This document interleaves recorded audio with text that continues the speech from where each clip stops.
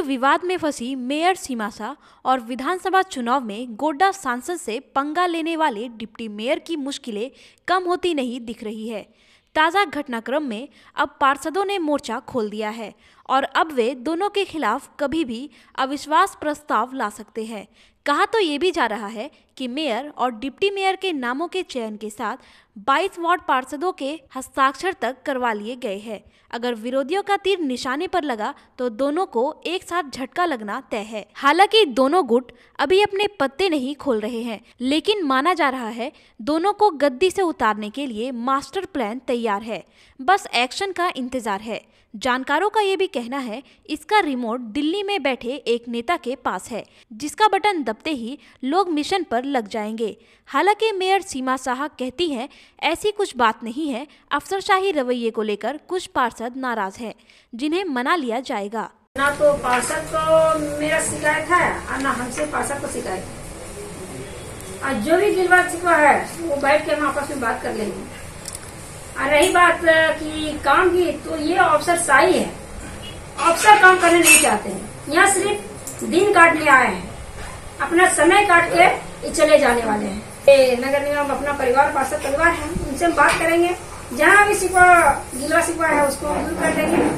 वहीं deputy mayor Rajesh Verma इसे विधानसभा चुनाव को लेकर कुछ जनप्रतिनिधियों से हुई कटुता बताते हैं। हालांकि इसके सूत्रधार का नाम लेने से बचते हुए इशारा जरूर कर दिया कि गोड्डा के सांसद पर्दे के पीछे दोनों को पदच्युत करने की साजिश रच रहे हैं। ये तो जो लगाने वाले लोग हैं वो ज्यादा बेहतर बताएंगे कि क्या कारण है, किन कारणों से इस तरह का पहल बार बार किया जा रहा है और इस तरह का माहौल बन रहा है। वो जो लोग कर रहे हैं वो लोग बेहतर बता पाएंगे। कुछ लोग ऐसे हैं, मैं सबकी बात नहीं करता हूँ, लेकिन कुछ लोग ऐसे हैं जिनकी अपनी महत्वाकांक्षाएं, और जब महत्वाकांक्षाएं पूरी नहीं होती है तो वो विरोध में दर्ज होती है। और यदि आपको पहली बार हम पर विश्वास, पिछली बार भी ऐसी चीजें हुई थी, तो मुझे लगता है कि इस बार क्योंकि विधानसभा चुनाव मैंने लड़ा और विधानसभा चुनाव लड़ा तो इस बीच में कई ऐसे लोग थे जिनसे कहा सुनी, कई तरह का विरोध हुआ।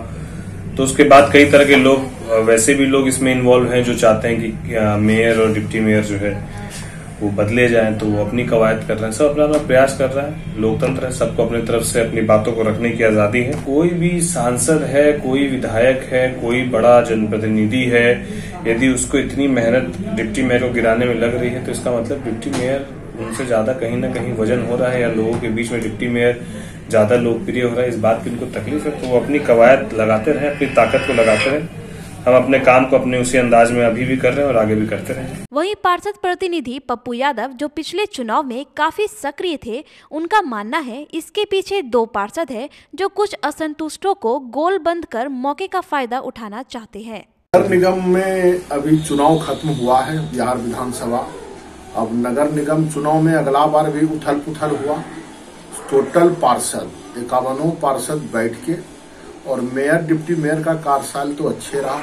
कुछ ऊपर के लोग राजनीति करना चाह रहा है, पार्षद को तोड़ना चाह रहा है, पार्षद को जो विकास का कुछ काम होता इसमें बाधा पहुंचाने का काम कर रहा है। ये एक दो पार्षद है जो ये झूठ अफवाह फैला के ये गलत काम कर रहा है। वो सब हम सब टोटल पार्षद बैठ के एक निर्णय लेंगे कि जो अब हम सबको चुनाव कम बचा है, विकास करना है, भागलपुर विकास के लिए सोचना है। वहीं वार्ड नंबर 12 की पार्षद व अस्थायी समिति की सदस्य सबिहा रानू इससे अनजान है और उनका मानना है चुने हुए जनप्रतिनिधियों को इस प्रकार की गुटबाजी से दूर रहकर जनता की सेवा करनी चाहिए। देखिए, आज सुबह में ही जब मैं पेपर पढ़ी तो पेपर के ही माध्यम से मुझे सारी जानकारी मिली कि इस तरह का नगर निगम में ये उथल पुथल चल रही है। तो मैंने बहुत से काउंसिलर लोगों से बातचीत की, बहुत से लोगों का काउंसिलर का फोन भी आया हमारे पास, मेयर डिप्टी मेयर का भी फोन आया। तो इस तरह से जानकारी लेने के बाद जब पता चला तो ये सब नहीं होना चाहिए। सब पार्षद एक हैं और सब मिलकर के एक जगह बैठ करके बातचीत करें, मीटिंग बैठाए और जो काम का सिलसिला है वो काम के सिलसिले को आगे बढ़ाए। इससे नगर निगम की छवि धूमिल होती है, अच्छी बात नहीं है। पिछली बार भी नाटकीय अंदाज में मेयर और डिप्टी मेयर के खिलाफ लाया गया अविश्वास प्रस्ताव गिर गया, लेकिन पूरे घटनाक्रम के दौरान नेपाल के एक होटल में पार्षदों की पार्टी और बारबाला के साथ डांस को लेकर पार्षदों की खूब किरकिरी हुई थी। वहीं कुर्सी के इस खेल में बड़े पैमाने पर हॉर्स ट्रेडिंग से भी इनकार नहीं किया जा सकता है। सर्दी बढ़ते ही भागलपुर में चोरी, छिनतई और अन्य आपराधिक घटनाओं में बढ़ोतरी देखी जा रही है। ऐसे में लोगों की सुरक्षा पुलिस के लिए चुनौती बन गई है। रात के अंधेरे में छिनतई की घटना को रोकने के लिए पुलिस लगातार गश्त लगाती है। पुलिस अपने कर्तव्य का निर्वहन भली भांति कर रही है या नहीं, इसकी मॉनिटरिंग खुद एसएसपी आशीष भारती और सिटी एएसपी पूरण कुमार झा करते हैं। देर रात स्टेशन चौक पर मौजूद एएसपी पूरण कुमार झा के साथ मुस्तैद एसएसपी आशीष भारती ने बताया, सर्दी के मौसम में पुलिस की जवाबदेही और बढ़ जाती है। वे खुद देर रात गश्ती दल का निरीक्षण करते रहते हैं ताकि लोग सुरक्षित रह सके। उसकी व्यवस्था को बेहतर किया जा रहा है और उसी क्रम में जो रात्रि में जो गश्ती होती है उसमें विशेष ध्यान दिया जा रहा है और सभी वरीय पुलिस पदाधिकारी उसको चेक करते हैं और यह सुनिश्चित किया जा रहा है कि जो सामान्यतः जो ठंडी के मौसम में चोरी, गृहभेदन इत्यादि घटनाएं बढ़ जाती हैं, उसको रोक लगाने के लिए यह व्यवस्था लागू की गई है और भागलपुर जिले के लगभग सभी थानों में, विशेष करके जो शहरी क्षेत्र के थाने हैं, वहाँ पे जो मुख्य संवेदनशील स्थान है वहाँ पे इस गश्ती को किया जाएगा। टीम में कितने लोग शामिल हैं? हर एक टीम में दो कांस्टेबल शामिल हैं। उनके साथ मॉनिटरिंग के लिए पुलिस पदाधिकारी भी हैं और लगातार उनको वरीय पदाधिकारियों के द्वारा चेक किया जाता है। सर, कितने बजे तक समय रहेगा? समय उनको रात्रि में बांटा गया है, लेकिन उसको गोपनीय अभी रखना है। कितने दिन तक सर लगातार चलेगा ये सर? ये अभी चलता रहेगा, जब तक आवश्यकता रहेगी तब तक ये चलेगा, विशेष करके ठंड के सीजन में पूरे समय। नए किसान बिल के खिलाफ कांग्रेस के कार्यकारी जिलाध्यक्ष अभय आनंद के नेतृत्व में कांग्रेसी कार्यकर्ताओं ने विधायक आवास स्थित कैंप कार्यालय से कचहरी चौक तक विरोध मार्च निकाला और यहां प्रधानमंत्री नरेंद्र मोदी का पुतला फूंका। इस दौरान कार्यकर्ताओं ने केंद्र सरकार के खिलाफ जमकर नारेबाजी भी की। कांग्रेस के कार्यकारी जिलाध्यक्ष ने नए किसान बिल को काला कानून करार देते हुए केंद्र सरकार से इसे अविलंब वापस लेने की मांग की। प्रदर्शन के दौरान कांग्रेस के महानगर अध्यक्ष सह वार्ड पार्षद संजय सिन्हा, वार्ड पार्षद मोहम्मद सोइन सहित कई कार्यकर्ता मौजूद थे। यह जो विरोध प्रदर्शन है और नरेंद्र मोदी का पुतला दहन है, यह केंद्र सरकार के द्वारा जो किसान विरोधी काला कानून लाया है उसके विरोध में है। वही नहीं, अभी दिल्ली के चारों तरफ जो बॉर्डर है अन्य प्रदेशों का, वहाँ किसान डटा हुआ है अपनी हक की मांग के लिए, लेकिन नरेंद्र मोदी दिवाली मना रहा है बनारस में। यह भारत के किसानों के साथ अत्याचार है। जब तक यह काला कानून जो किसान विरोधी है वह वापस नहीं लेता केंद्र सरकार, कांग्रेस पार्टी इसी तरह सड़क से लेकर संसद तक भाजपा की जो गलत नीति है और नरेंद्र मोदी की गलत नीति है उसके खिलाफ संघर्ष करते रहेगा। गरीबों के बीच ठंड में वितरित किए जाने वाला कंबल प्रशासनिक उदासीनता और जनप्रतिनिधियों की लापरवाही के कारण नगर निगम प्रशासन गर्मी के दिनों में करता है, ऐसा कहना है 21 नंबर वार्ड के पार्षद संजय सिन्हा का। पिछले बार भी जो कंबल का वितरण किया गया था नगर निगम से, वह भी बड़ा संघर्ष के साथ कंबल सारे पार्षदों को मिला था। इस बार भी जाड़ा स्टार्ट होने के पहले ही अस्थायी समिति में कंबल देने की बात पास हो जाना चाहिए, जिसके कारण हम लोग सारे पार्षद परेशान हैं। लगता है कि इस बार भी कंबल सही वक्त पर नहीं मिल पाएगा। फिर जो पिछले बार जो कंबल गर्मी में मिला था, इस बार भी कंबल गर्मी में मिलेगा। पिछले बार का जो कंबल मिला था वह आज भी मेरे घर पर रखा हुआ है और इस बार भी जो कंबल मिलने की संभावना दिखता तो नहीं, अगर मिलेगा तो लगता है कि गर्मी में मिलेगा। ठंड के दस्तक देते ही भागलपुर नगर निगम क्षेत्र के जरूरतमंद गरीबों को कंबल की चिंता सताने लगी है।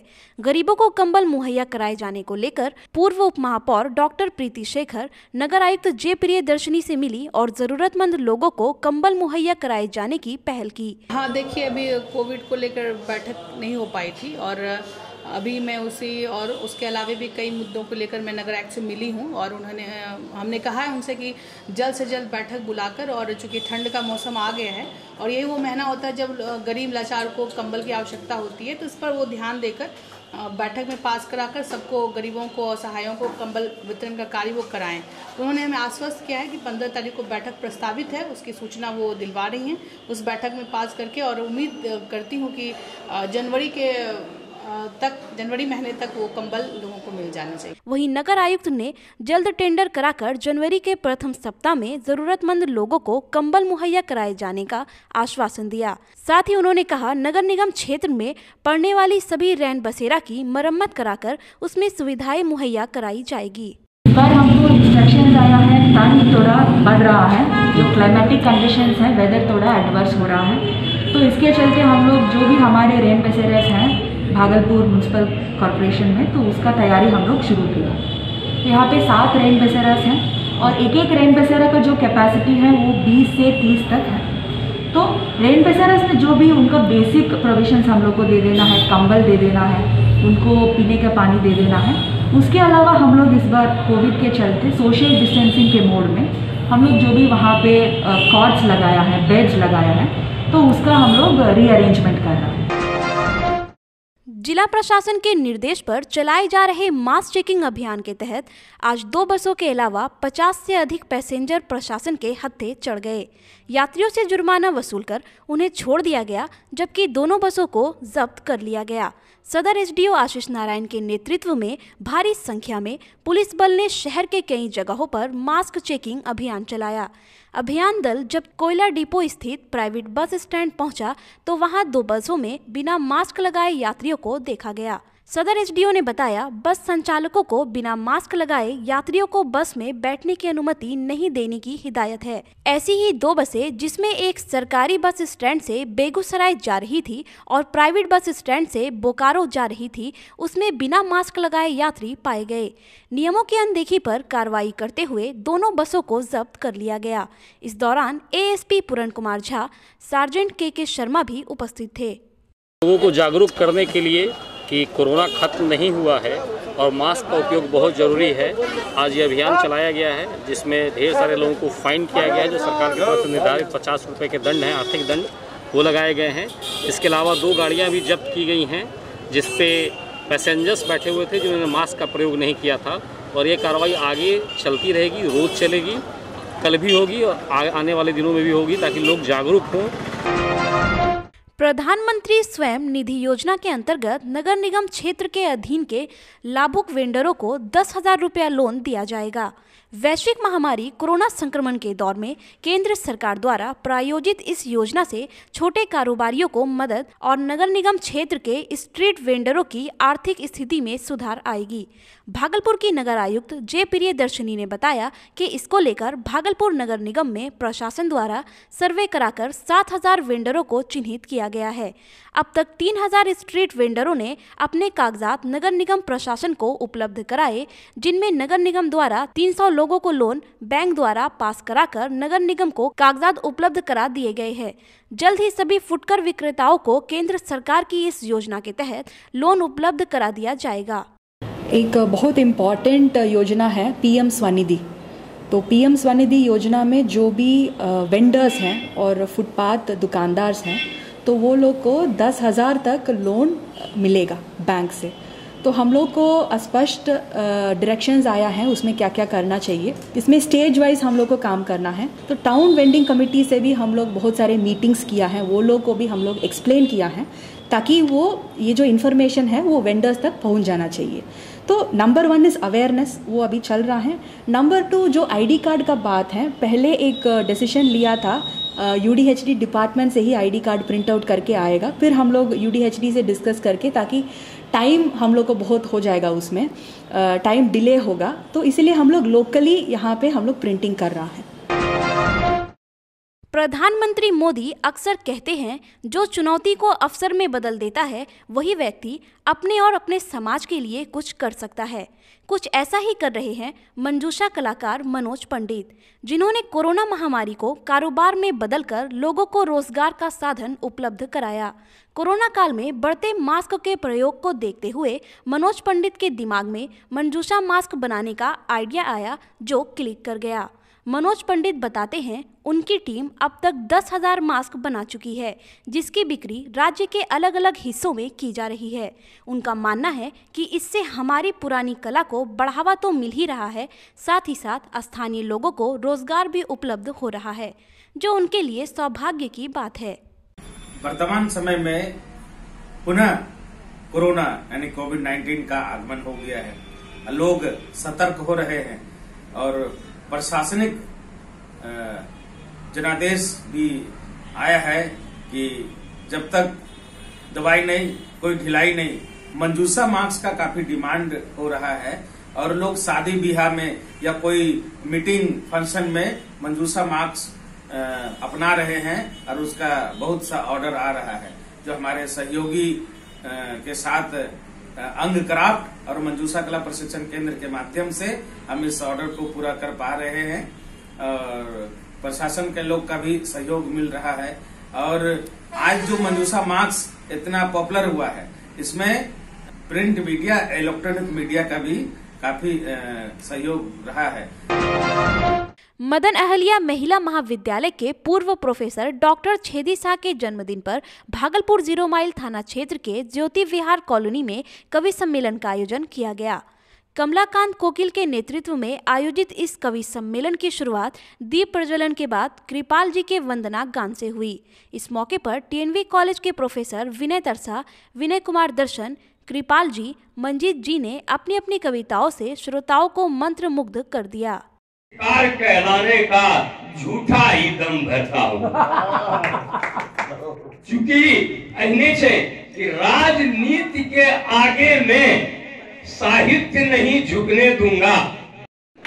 आए थे नोट में, छप गए नोट में, बट गए वोट में, देश खड़ा रिमोट में। आज जो है कि परम पूज्य पिताजी डॉक्टर छेदी शाह का जयंती दिवस 1 दिसंबर, जिसको मनाया जाता है हर एक साल। मुख्य अतिथि के रूप में प्रोफेसर डॉक्टर राघवेंद्र प्रसाद सिंह, क्षेत्रीय अध्ययन तिलकामौजी भागलपुर विश्वविद्यालय से आए हुए थे और उद्घाटनकर्ता साइंस के डीन अशोक ठाकुर जी भी आए। ये सर मेरे बाबूजी साहित्यकार के रूप में 1 दिसंबर को जयंती दिवस पर हर एक साल कवि सम्मेलन अपने नाम से किया करते थे। अब पहले हिंदी दिवस मनाया करते थे डॉक्टर छेदी शाह साहित्यकार। उसको उसी को विरासत में लेते हुए हम लोग ये कार्य कर रहे हैं।